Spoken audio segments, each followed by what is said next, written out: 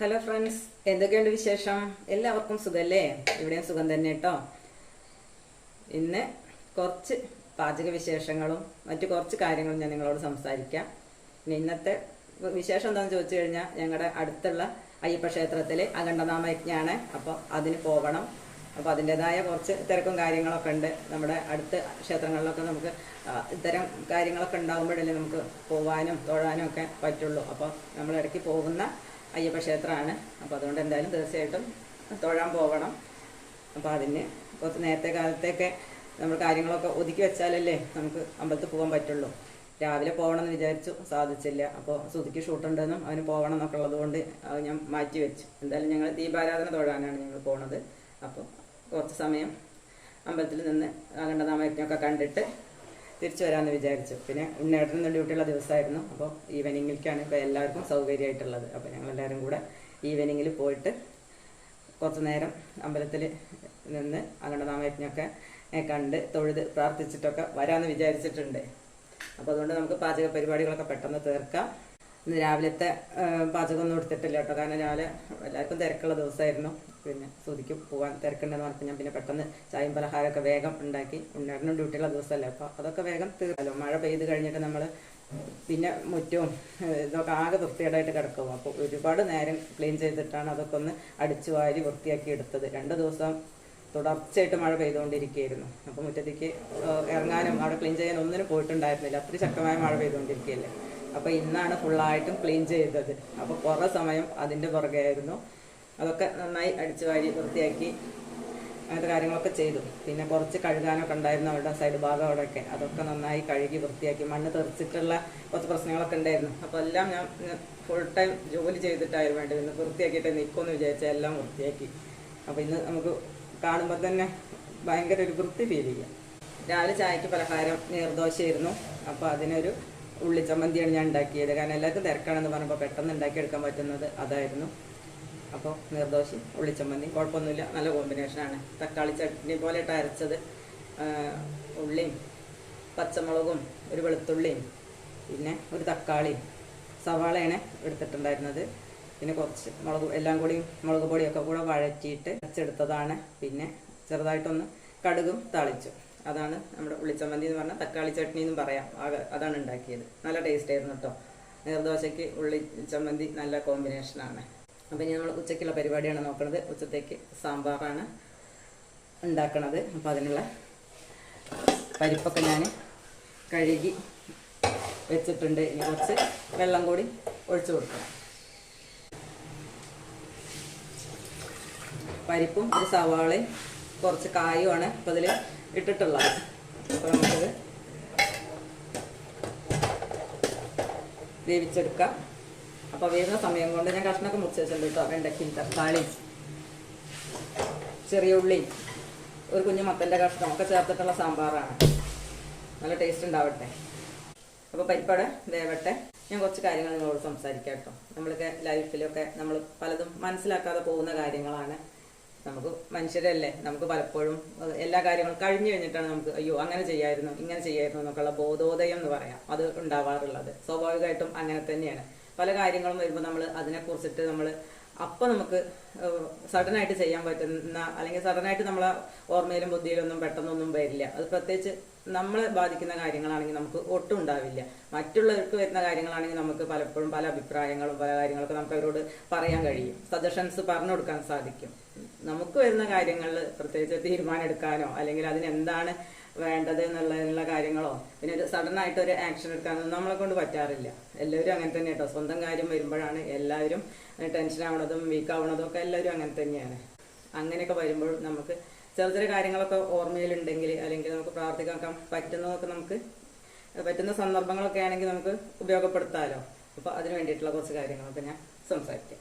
എന്തായാലും നമുക്ക് കുറച്ച് തേങ്ങ അരച്ചിട്ട് ആണ് കേട്ടോ, തേങ്ങ വറുത്തരച്ചിട്ടുള്ള സാമ്പാറാണ് ഉണ്ടാക്കുന്നത്. അപ്പോൾ അതിന് വേണ്ടിയിട്ട് തേങ്ങ വറുക്കുമ്പോൾ നമ്മൾ 2-3 ചെറിയ ഉള്ളി പിന്നെ 1-2 അല്ലി വെളുത്തുള്ളിയൊക്കെ ചേർക്കണ്ടേ. അപ്പോൾ നമുക്കിതൊക്കെ ഒന്ന് തൊലിച്ചെടുക്കാം. അപ്പോൾ ഞാൻ നിങ്ങളോട് സംസാരിക്കുകയും ചെയ്യാം.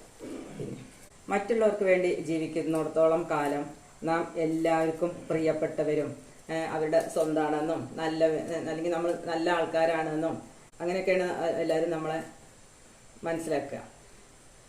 മറ്റുള്ളവരുടെ അവർക്ക് വേണ്ടിയിട്ടല്ലേ നമ്മൾ ജീവിക്കണം, അവർക്ക് വേണ്ടിയിട്ടാണ് എല്ലാ കാര്യങ്ങളും നമ്മൾ ചെയ്ത് കൊടുത്ത് മുന്നോട്ട് പോകുന്നത്. അപ്പോൾ നമ്മൾ നല്ല ആൾക്കാരായിട്ടിരിക്കും. എന്നാൽ നമുക്ക് വേണ്ടി നമ്മൾ എന്ന് ജീവിക്കാൻ തുടങ്ങുന്നോ അന്നാണ് നമ്മൾ മറ്റുള്ളവരുടെ കണ്ണിലെ കരടാവാനും നമ്മളെ മറ്റുള്ളവർ വെറുക്കാനും ഒക്കെ തുടങ്ങുന്ന ഒരു സമയം അല്ലേ. പലർക്കും ഇത് അനുഭവത്തിലുള്ള ഒരു കാര്യമായിരിക്കും. നിങ്ങൾ ചിന്തിച്ച് നോക്കൂ. നമ്മൾ നമുക്ക് വേണ്ടിയിട്ട് സ്വന്തമായിട്ട് എന്തെങ്കിലും ചെയ്യുമ്പോഴാണ് നമ്മൾ മറ്റുള്ളവർക്ക് അപ്രിയരായിട്ട് മാറാറുള്ളത് അല്ലേ. അതുവരെ നമ്മൾ എന്താണ് ആ കുടുംബത്തിന് വേണ്ടിയിട്ട് അല്ലെങ്കിൽ നമുക്ക് പ്രിയപ്പെട്ടവർക്ക് വേണ്ടിയിട്ട് നമ്മളെല്ലാം മാറ്റി വെച്ച് ജീവിച്ചുകൊണ്ടിരിക്കുകയാണ്. അപ്പോൾ അവർക്ക് നമ്മൾ ഭയങ്കര പ്രിയപ്പെട്ടവരും അവരോട് എന്താണ് സ്നേഹമുള്ള ആളൊക്കെ ആയിട്ട് അവർ പറയും. നമ്മളെക്കുറിച്ച് നല്ലത് മാത്രമേ അപ്പോൾ അവർ പറയുള്ളൂ. പിന്നെ നമ്മൾ നമുക്ക് വേണ്ടി ജീവിക്കാനോ നമ്മുടെ സ്വന്തമായിട്ട് എന്തെങ്കിലും കാര്യങ്ങൾ ചെയ്യാനോ അതിൽ ഏർപ്പെടാനൊക്കെ തുടങ്ങുമ്പോഴാണ് നമ്മളെ മറ്റുള്ളവർ വെറുക്കാനും അല്ലെങ്കിൽ നമ്മളെ കുറ്റം പറയാനൊക്കെ തുടങ്ങുക. അതുവരെ അവർക്ക് ഏറ്റവും പ്രിയപ്പെട്ട ആളൊക്കെ ആയിരിക്കും നമ്മൾ. പക്ഷെ നമ്മൾക്ക് വേണ്ടി നമ്മൾ എന്തെങ്കിലും ചെയ്ത് കാണുമ്പോൾ അവർക്കത് ഇഷ്ടപ്പെടില്ല. അപ്പം അവർ നമ്മളെ കുറ്റം പറയാനൊക്കെ തുടങ്ങും. സ്വാഭാവികമല്ലേ.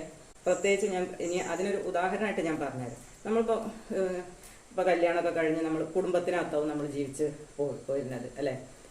അതിനിടയ്ക്ക് നിങ്ങൾ ആലോചിച്ച് നോക്കുന്നുണ്ടോ, നമ്മൾ സ്വന്തമായിട്ടൊന്ന് വീട് വെച്ചാലോ അല്ലെങ്കിൽ കുറച്ച് സ്ഥലം വാങ്ങിച്ചാലോ വീട് വെച്ചാലോ ഇങ്ങനെയൊക്കെയുള്ള കാര്യങ്ങളെ കുറിച്ചൊക്കെ നമ്മൾ കുടുംബത്തിനകത്ത് സംസാരിക്കുമ്പോൾ ചില കുടുംബങ്ങളിലുള്ള ആൾക്കാർക്ക് അത് ഇഷ്ടപ്പെടാറില്ല. കാരണം എന്താണ്, അതുവരെ നമ്മൾ അധ്വാനിക്കുന്നതും അല്ലെങ്കിൽ നമ്മൾ എല്ലാം ചെയ്യുന്നതും ഒക്കെ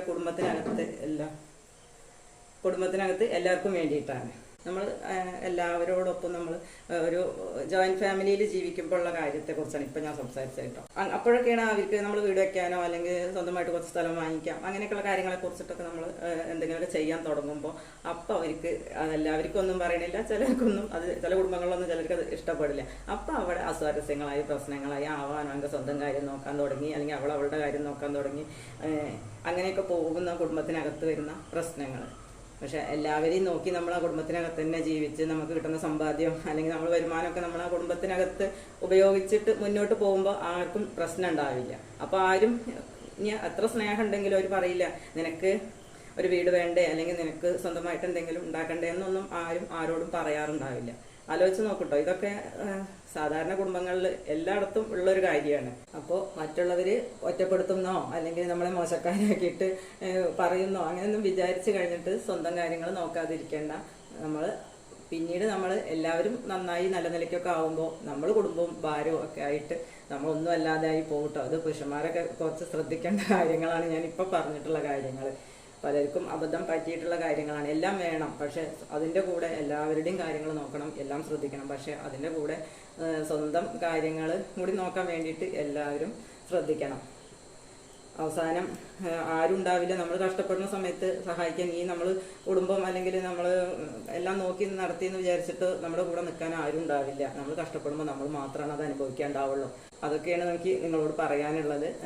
സ്വന്തം കാര്യങ്ങൾ നോക്കാതെ എല്ലാം മറ്റുള്ളവർക്ക് വേണ്ടി മാറ്റി വെച്ചിട്ടും മറ്റുള്ളവരുടെ കാര്യങ്ങൾ ചെയ്ത് മുന്നോട്ട് പോയിട്ടും മറ്റുള്ളവർ നീ കുറ്റം പറയുന്നോ അല്ലെങ്കിൽ അവരെന്നെ വെറുക്കുന്നോ അല്ലെങ്കിൽ അവർ എന്നെ സ്നേഹിക്കില്ല അല്ലെങ്കിൽ അവരുടെ ഇടയിൽ ഞാൻ മോശക്കാരനാവും അങ്ങനെയൊന്നും ചിന്തിക്കേണ്ട ആവശ്യമില്ല. അതൊക്കെ സമയാസമയങ്ങളിൽ നമ്മൾ നല്ലത് ചെയ്താലും ചീത്ത ചെയ്താലും ചിലപ്പോൾ നമുക്ക് എന്ത് ചെയ്താലും ചിലപ്പോൾ അങ്ങനെയുള്ള മോശം കാര്യങ്ങളൊക്കെ കേൾക്കേണ്ടി വരും. അങ്ങനെയൊക്കെയാണ്.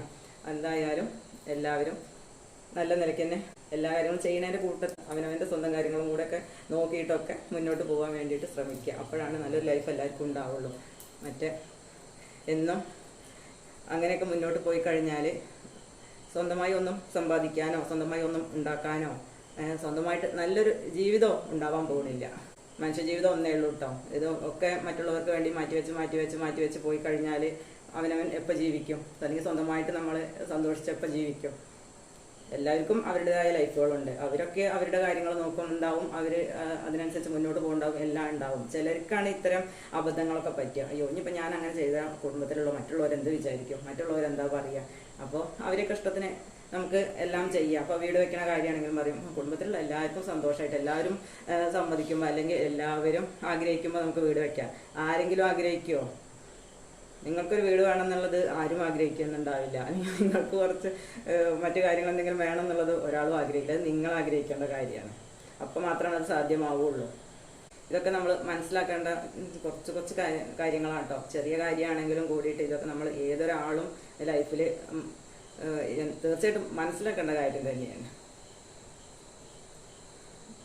അപ്പോൾ നമ്മുടെ സാമ്പാറിലേക്കുള്ള തേങ്ങ ഞാൻ ചുരണ്ടി വെച്ചിട്ടുണ്ട് കേട്ടോ. അപ്പോൾ ഒരു 3-4 വെളുത്തുള്ളി 2-3 കൊച്ചുള്ളിയൊക്കെ മതി. അപ്പോൾ നമുക്ക് തേങ്ങ ഒന്ന് വറുത്തെടുക്കണം.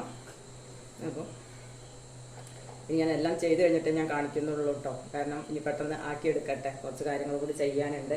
അപ്പോൾ തിരുമ്പി വെച്ചിട്ടുണ്ട്, അതുകൊണ്ട് വിരിച്ചിടണം, വെയിലുണ്ട്, അപ്പോൾ അത് പെട്ടെന്ന് വിരിച്ചിടണം, അങ്ങനത്തെ കാര്യങ്ങളൊക്കെ ഉണ്ട്.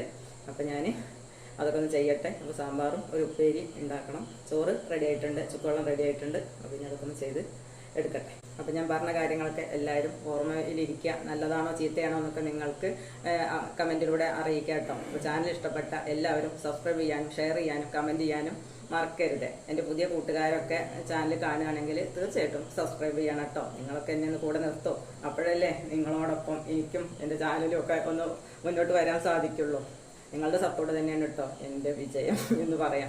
ഞാൻ ഇപ്പം ഇത്രത്തോളം എത്താനുള്ള കാര്യം നിങ്ങൾ തന്നെയാണ്. അപ്പം നിങ്ങളോട് എൻ്റെ ഹൃദയം നിറഞ്ഞ നന്ദി സ്നേഹമൊക്കെ ഞാൻ അറിയിക്കുകയാണ്. വാക്കുകളിലൂടെ പ്രകടിപ്പിക്കാനല്ലാതെ നിങ്ങളെ എല്ലാവരും എന്നും ചിലരൊക്കെ ഞാൻ ഇടയ്ക്ക് നമ്മുടെ അടുത്ത പ്രദേശത്തുള്ള ആൾക്കാരൊക്കെ നമ്മൾ എവിടേക്കെങ്കിലുമൊക്കെ ഇതുപോലെ അമ്പലങ്ങളിലോ അല്ലെങ്കിൽ പുറത്ത് എവിടെയെങ്കിലുമൊക്കെ പോകുമ്പോഴൊക്കെ നമ്മൾ കാണാറുണ്ട്. അപ്പോഴവർ അവരുടെ അഭിപ്രായം നേരിട്ട് പറയാറൊക്കെ ഉണ്ട്. അപ്പം എല്ലാവരും ഒന്നും നമുക്ക് കാണാൻ സാധിക്കില്ലല്ലോ. അപ്പോൾ നിങ്ങളോടുള്ള സ്നേഹം എനിക്ക് ഇങ്ങനെയല്ലേ അറിയിക്കാൻ പറ്റുള്ളൂ. അപ്പോൾ ഞാൻ നേരിട്ട് നിങ്ങളോട് പറയുന്നതായിട്ട് നിങ്ങൾ കണക്കാക്കുക. ഹൃദയത്തിൽ തട്ടിയുള്ള സ്നേഹവും ഇഷ്ടമൊക്കെ ഞാൻ നിങ്ങളെ അറിയിക്കുകയാണ്. അപ്പോൾ നിങ്ങൾ തീർച്ചയായിട്ടും എന്നെ കൂടെ നിർത്തുമെന്നുള്ളൊരു വിശ്വാസത്തോട് കൂടിയിട്ട് ഇന്നത്തെ വീഡിയോയുടെ വൈൻഡപ്പ് ചെയ്യുന്നു. അപ്പോൾ അമ്പലത്തിൽ തൊഴാൻ പോകണം. അവിടുത്തെ വീഡിയോസൊക്കെ എടുക്കാൻ സാധിക്കുകയാണെങ്കിൽ എടുക്കാം. അതൊരു നാളെയോ മറ്റന്നാളൊക്കെ ആയിട്ടൊരു വീഡിയോ ആക്കിയിട്ട് ചെയ്യാം എന്നൊക്കെ പ്രതീക്ഷിക്കുന്നുണ്ട്. നമുക്ക് നാളെ വീഡിയോയിലൂടെ കാണാം. അപ്പോൾ ഓക്കെ. അപ്പോൾ ഞാൻ പറഞ്ഞ കാര്യങ്ങളാരും മറക്കണ്ട. കാരണം ഇത് ലൈഫായിട്ട് ബന്ധപ്പെട്ട് പലർക്കും സംഭവിച്ചിട്ടുള്ള കാര്യങ്ങളാണ്. വേണ്ട സമയത്ത് സ്വന്തം കാര്യങ്ങളൊന്നും ശ്രദ്ധിക്കാതെ കുടുംബത്തിനും മറ്റുള്ളവർക്കൊക്കെ വേണ്ടി ജീവിച്ച് സമയമൊക്കെ കഴിഞ്ഞിട്ട് പിന്നെ എല്ലാം കഴിഞ്ഞിട്ട് അയ്യോ ഞാനൊന്നും ചെയ്തില്ല, ഞാനൊന്നും ഉണ്ടാക്കിയില്ല. പിന്നെ നിങ്ങൾ എത്ര ആത്മാർത്ഥമായിട്ട് മറ്റേ കുടുംബത്തിനെ നോക്കിയിട്ടുണ്ടെങ്കിലും ലാസ്റ്റ് കിട്ടുന്നത് എന്തായിരിക്കും? നീ എന്ത് ചെയ്തു എന്നുള്ളൊരു ചോദ്യം തീർച്ചയായിട്ടും നിങ്ങൾക്ക് കിട്ടുന്നുണ്ടായിരിക്കും. അത് എൻ്റെയൊക്കെ ഒരു ഏജിൽ അല്ലെങ്കിൽ എന്നേക്കാളും കൂടുതൽ ഏജിൽ നിൽക്കുന്ന ആൾക്കാർക്കായിരിക്കും തീർച്ചയായിട്ടും അത് മനസ്സിലാവുക. നമ്മൾ എത്ര തന്നെ കഷ്ടപ്പെട്ട് കുടുംബത്തിന് വേണ്ടിയിട്ട് ചെയ്തിട്ടുണ്ടെങ്കിലും ലാസ്റ്റ് കിട്ടുന്ന ഒരു ചോദ്യം ഉണ്ടായിരിക്കും, നീ എന്താണ് ഈ കുടുംബത്തിന് വേണ്ടി ചെയ്തത് എന്നുള്ള ചോദ്യം. അപ്പോൾ നിങ്ങൾ ഓരോരുത്തരും നിങ്ങളോട് തന്നെ ചോദിച്ചു നോക്കുക. നിങ്ങൾക്ക് ഇത്തരം അനുഭവങ്ങൾ ഉള്ള കുറച്ച് പേരെങ്കിലും എൻ്റെ വീഡിയോ കാണുന്ന ആൾക്കാരുണ്ടായിരിക്കും. നമുക്ക് വേണ്ടി നമ്മൾ ജീവിക്കാൻ ശ്രമിച്ചാൽ മാത്രമാണ് നമുക്കൊരു ബെറ്റർ ലൈഫ് ഉണ്ടാവുള്ളൂ എന്ന് ഒരിക്കൽ കൂടി ഞാൻ നിങ്ങളോട് പറഞ്ഞിട്ട് ഇന്നത്തെ വീഡിയോ അവസാനിപ്പിക്കുന്നു.